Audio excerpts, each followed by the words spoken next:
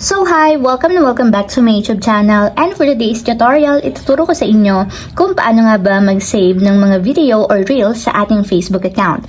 But first, subscribe to my channel and don't forget to hit the subscribe button and the bell to notify you for my new updates. And if you want to learn more, just keep on watching and let's start. So ayan guys, for today's video, i-open lang natin ang ating Facebook account or yung ating Facebook app. And then after nyan guys, pumunta agad tayo sa mga videos or reels dito sa Facebook. So tap lang natin yung video button.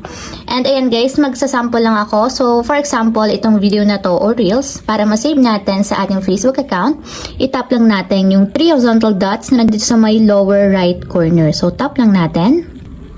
And ayan guys, may lalabas dyan ng mga options. So ang gagawin nyo lang is hanapin nyo yung save video. So tap nyo lang yung save video.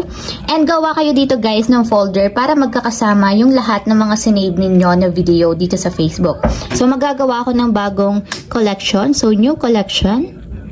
Gagawa ko ng bagong folder. So lalagay ko na lang is favorites. So, ayan, meron na akong name ng folder. So, itatap ko lang yung done. And automatic yan guys, nakasave na siya dun sa folder na ginawa ko, itong video na to. So, magsisave pa ako ng isang reel. So, hanap pa ako ng isang video. So, ayan guys, ganun ulit, itatap nyo ulit yung 3 horizontal dots na nandito sa may lower right corner. And then, may lalabas na option. Tap lang natin yung save video. And then, piliin nyo lang yung folder kung saan nyo gustong isave yung video. So, ayan guys, automatic yan. Nakasave na siya sa ating favorites na folder. So, ayun lang guys. Ganun lang kasimple kung paano nga ba mag-save ng mga videos or reels sa ating Facebook account. If you have a question, kindly comment down below and don't forget to hit the subscribe button and the bell to notify you for my new updates.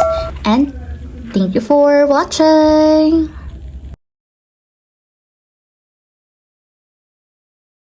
Living life, every day, late at night, not okay.